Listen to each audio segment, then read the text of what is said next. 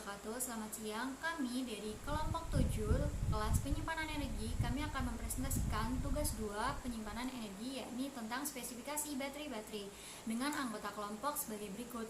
Yang pertama ada saya, Amelia Baheta, dengan NRP 50042111063. Kemudian ada Atika Dinda Safira dengan NRP 50042111012. Kemudian ada Lutfia Lilak dengan NRP 50042111048.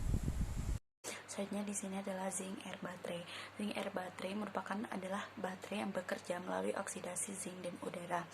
Prinsip kerja dari zinc baterai ini, zinc di sini sebagai elektroda yang membentuk bagian terbesar dari suatu sel dan dia berfungsi sebagai elektroda negatif.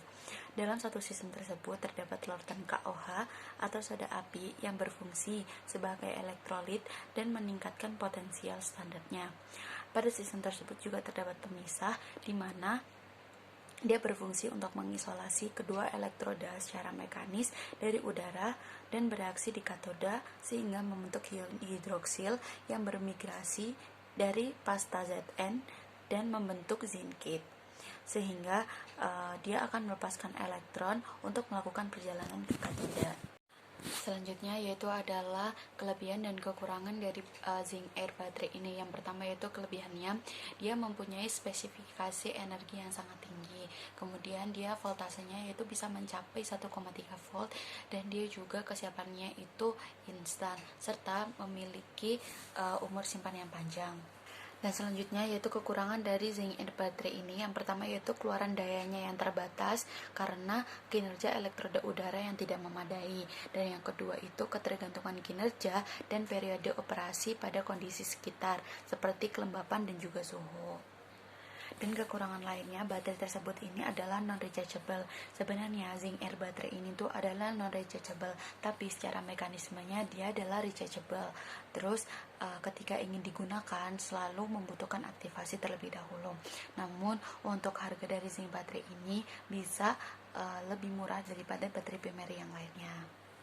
Selanjutnya yaitu adalah konsep ZN-Air baterai ini. Konsep ZN-Air baterai ini adalah berdasarkan pembentukan ZNO yang tidak larut dalam elektroda, yang dimana dia akan direduksi menjadi logam Zn berdasarkan dua reaksi sebagai berikut yang ditunjukkan pada PPT.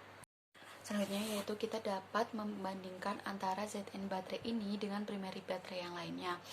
Grafik tersebut yaitu menggambarkan perbandingan volumetri dan gravimetri dari Zn air baterai dengan baterai primary lainnya. Kita bisa lihat pada grafik tersebut bahwa nilai dari gravimetri dan juga volumetri dari Zn air mendapati nilai yang paling tinggi, sehingga dapat disimpulkan bahwa Zn air baterai ini membutuhkan lebih sedikit berat dan juga volume. Yang selanjutnya kita dapat membandingkan harga baterai ZN air baterai ini dengan baterai primary lainnya. Kita bisa lihat pada grafik tersebut, sehingga dalam grafik tersebut yaitu menunjukkan karakteristik charge atau discharge dari suatu baterai, dan dapat disimpulkan bahwa ZN air baterai ini biaya watt per jamnya itu lebih murah jika dibandingkan dengan nikel dan juga kadmium. Dan bagian terakhir dari ZN air baterai ini yaitu aplikasi ZN air baterai. ZN air baterai ini sudah tersebar luas secara komersial dan secara intensif. Dia digunakan sebagai aplikasi telekomunikasi dan juga alat kesehatan. Sehingga ZN air baterai ini dinilai cukup efektif karena beberapa kelebihan yang dia miliki. Sekian dari ZN air baterai ini. Terima kasih. Saya akan menjelaskan tipe baterai nikel metal hydride atau NiMH baterai, yakni baterai rechargeable, yakni baterai yang bisa diisi ulang dengan komponen yang dibuat lebih terjangkau dan lebih ramah lingkungan daripada baterai NiCad. Kemudian baterai ini juga jangka hidupnya relatif lebih lama sehingga lebih baik dari beberapa baterai-baterai yang lain. Yang selanjutnya adalah spesifikasi lebih lanjut baterai NiMH atau nikel metal hydride tersebut. Yang pertama, pada baterai-baterai pasti terdapat dia diagram baterai tersendiri, yakni ada elektroda positif atau katoda, kemudian ada elektroda negatif atau anoda, dan juga ada separator atau pemisah. Kemudian untuk spesifikasi lebih lanjut, baterai NiMH nikel metal hydride merupakan jenis baterai isi ulang seperti yang sudah dijelaskan pada penjelasan awal dan dibuat lebih ramah lingkungan dari beberapa baterai yang lain.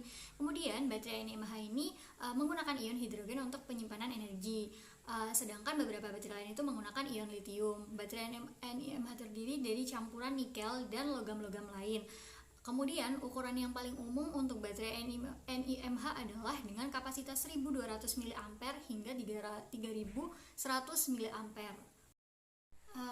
Selanjutnya adalah spesifikasi lebih lanjut mengenai baterai NiMH atau nikel metal hydride. Untuk energi spesifik ialah 60 hingga 120 jam per kilogram. Untuk kepadatan energi yakni 140 hingga 300 Wh per L. Kemudian daya spesifiknya yakni 250 hingga 1000 watt per kilogram dengan efisiensi pengisian atau pengosongan sekitar 66% hingga 92% dengan tingkat self discharge sekitar 1,3 sampai 2,9% per bulan pada 2000 C. Kemudian siklus daya tahan atau hidupnya sekitar 180 hingga 2000. Itu adalah spesifikasi lebih lanjut mengenai energi daya yang digunakan pada baterai NiMH. Kemudian seperti yang sudah dijelaskan pada spesifikasi baterai NiMH, yakni terdapat elektroda positif dan elektroda negatif. Elektroda positif sendiri adalah katoda yang terjadi reaksi reduksi, kemudian elektroda negatif sendiri adalah anoda yang terjadi reaksi oksidasi. Nah, reaksi di elektroda positif atau katoda ini adalah nikel oksihidroksida direduksi menjadi nikel hidroksida. Kemudian pada elektroda negatif atau anoda ini hidrida logam dioksidasi menjadi paduan logam sehingga reaksinya bisa dilihat seperti yang ada di slide. Kemudian untuk overall reaksi atau reaksi keseluruhan adalah MnOH 2 kali ditambah logam menjadi NiOH ditambah hidrida logam, sehingga itu adalah reaksi-reaksi yang ada pada reaksi kimia yang ada pada baterai NiMH. Ya, kemudian untuk kelebihan dan kekurangan. Kelebihan baterai NiMH bisa dilihat dari sisi ramah lingkungannya karena NiMH memiliki sedikit racun dan sehingga tidak toksik terhadap lingkungan dan ramah lingkungan. Kemudian bisa didaur ulang dan efek memorinya lebih rendah dan kapasitasnya lebih tinggi dari NiCad sehingga baterai ini lebih unggul dari baterai NiCad. Kemudian jauh lebih aman dari baterai lithium dan bisa mentolerir overcharge atau mungkin over discharge. Itu adalah kelebihan yang dimiliki oleh baterai NiMH. Kemudian untuk kekurangan sendiri, deep discharge pada baterai NiMH itu mengurangi siklus hidup dan menghasilkan panas saat diisi sehingga debit bebannya lebih tinggi. Kemudian untuk self discharge lebih banyak dibandingkan baterai lain. Kemudian diperlukan perawatan yang tinggi dan harus dibuang untuk mencegah pembentukan kristal. Kemudian lebih mahal daripada baterai NiCad sehingga itu adalah kekurangan baterai NiMH. Untuk beberapa aplikasi baterai NiMH sendiri bisa kita temui pada instrumen atau peralatan medis, kemudian pada kamera, dan pada pisau cukur listrik. Di beberapa alat lain masih banyak yang menggunakan baterai NiMH. Namun yang bisa saya sebutkan adalah 3 contoh yakni yang sering kita temui, yakni instrumen peralatan medis, kamera, dan pisau cukur listrik. Baik, saya Lutfi Alila akan melanjutkan presentasi mengenai lithium primary battery. Baterai sendiri adalah perangkat penyimpanan energi elektrokimia. Baterai diklasifikasikan menjadi 2, yaitu ada primary battery dan secondary battery. Baterai primer yaitu baterai yang hanya dapat digunakan sekali saja kemudian dibuang, sedangkan baterai sekunder yaitu baterai yang dapat digunakan dan diisi berulang kali sehingga prosesnya itu reversible. Dan baterai lithium sendiri itu ada 2 jenis juga, yaitu baterai primer dan baterai sekunder. Sedangkan yang akan saya bahas di presentasi ini yaitu lithium primary battery. Baik, selanjutnya ada lithium primary battery atau baterai yang hanya dapat digunakan sekali saja dan kemudian dibuang. Umumnya terbuat dari metal yang paling ringan dan memiliki potensial elektrokimia yang paling tinggi dibandingkan dengan logam lainnya. Baterai lithium primer ini digunakan ketika pengisian ulang atau penggunaan kembali tidak mungkin dilakukan. Baterai primer ini mengacu pada baterai yang menggunakan lithium atau campuran lithium sebagai katoda, tergantung pada bahan kimia atau desain yang digunakan untuk baterai. Baterai ini menghasilkan tegangan sekitar 1,5 sampai 3,7 volt yang kira-kira 2 kali lipat tegangan output baterai mangan atau alkali. Makanya baterai ini potensial elektrokimianya tinggi dibanding logam lainnya. Lalu baterai lithium primer ini sudah digunakan secara luas kurang lebih 30 tahun dan dikenal juga sifatnya yang berguna seperti umur simpan yang lama, keluaran tegangan konstan, rentang suhu pengoperasian yang lebar, dan self-discharge yang rendah. Oleh karena itu, baterai diterapkan di berbagai bidang seperti teknologi informasi, medis, dan militer. Namun, baterai lithium ini mengandung bahan yang berbahaya seperti litium, yaitu bahan anoda logam, pelarut yang mudah terbakar, dan berpotensi komponen eksplosif, sehingga dapat menyebabkan aktivitas eksorten dan reaksi tak terkendali di atas suhu tertentu.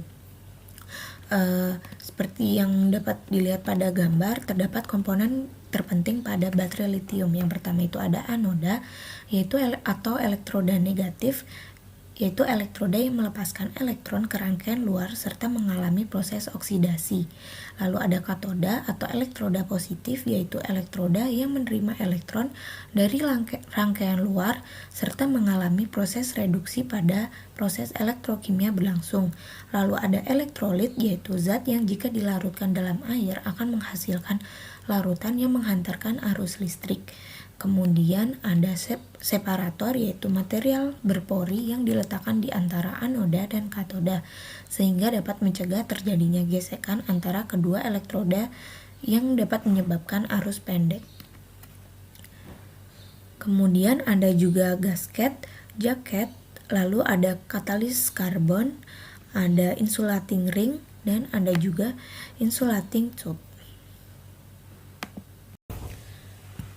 Baik, selanjutnya saya akan menjelaskan mengenai reaksi kimia lithium primary battery atau baterai primer lithium. Jadi baterai ini menggunakan logam lithium sebagai anoda dan MnO2 sebagai katoda dengan garam lithium misalnya LiClO4 sebagai elektrolit dalam pelarut bebas air. Seperti yang kita tahu, baterai lithium ini yang paling umum yaitu litium mangan dioksida yang digunakan secara luas di kalangan konsumen. Baterai ini menggunakan garam litium yang dilarutkan dalam pelarut organik sebagai elektron dan litium logam sebagai katoda serta mangan dioksida sebagai anoda. Sel elektrokimianya yaitu terdiri dari katoda yang merupakan campuran mangan dioksida, konduktor karbon hitam agen, dan pengikat. Lalu ada elektrolit yaitu larutan pelarut litium perklorat atau LiClO2 dalam propilen karbonat serta kadar air di bawah 50 ppm dan anoda yang terbuat dari foil litium yang ditekan ke dalam kaleng anoda stainless steel. Baterai primer litium ini dirakit dalam suasana argon dengan kemurnian tinggi. Lalu reaksi elektroda setengah reaksi elektrodan dan reaksi sel untuk baterai primer litium adalah sebagai berikut. Reaksi elektroda positif yaitu MnO2 ditambah Li ditambah elektron menjadi MnO2 Li+. Lalu reaksi elektroda negatifnya Li menjadi Li ditambah elektron sehingga didapatkan reaksi totalnya yaitu MnO2 ditambah litium menjadi MnO2 Li+. Pada anoda litium ini menerima elektron dari katoda sehingga akan menghasilkan potensi reduksi biasanya itu sekitar negatif 3,05 volt. Kenegatifan inilah yang dimanfaatkan litium sebagai anoda. Kemudian direaksikan dengan mangan oksida yang potensial reduksinya itu biasanya plus 0,35 volt. Agar terjadi reaksi secara spontan, maka mangan oksida ditempatkan sebagai katoda. Sehingga terjadilah proses antara anoda dan katoda yang akan mengalir terus-menerus dari kutub positif anoda ke kutub negatif katoda. Nah, ya. Selanjutnya, lithium primary battery ini biasanya terdapat dalam berbagai bentuk, yaitu ada mulai dari sel koin hingga baterai AA. Baterai lithium primer ini memiliki keunggulan dan kelemahan. Keunggulannya itu lebih murah dibandingkan dengan baterai sekunder dan pembangkit listrik, sehingga harganya itu lebih murah. Lalu tahan terhadap beban berat seperti overcharging, over discharging, dan tahan lama. Seperti yang kita tahu juga, baterai lithium ini dapat disimpan lebih dari 10 tahun. Lalu yang ketiga itu dapat bekerja pada suhu rendah. Dia sangat baik dioperasikan pada temperatur rendah. Namun kekurangannya itu hanya dapat digunakan sekali saja kemudian langsung dibuang. Lalu baterai yang sudah tidak terpakai dapat mencemari lingkungan apabila dibuang sembarangan karena isi baterainya ini mengandung zat kimia yang berbahaya, yaitu ada merkuri, Hg, atau kadmium CD. Selanjutnya yang terakhir itu ada aplikasi lithium primary battery. Selain di bidang teknologi informasi, medis maupun militer, baterai ini dapat digunakan sebagai jam tangan, kamera digital, kalkulator, maupun kunci mobil jarak jauh. Jadi baterai ini sangat bermanfaat untuk kehidupan sekitar kita. Terima kasih atas perhatian yang diberikan. Mohon maaf apabila ada kesalahan kata. Terima kasih sudah memperhatikan presentasi kami. Kami dari kelompok 7 kelas penyimpanan energi pamit undur diri. Terima kasih. Wassalamualaikum warahmatullahi wabarakatuh.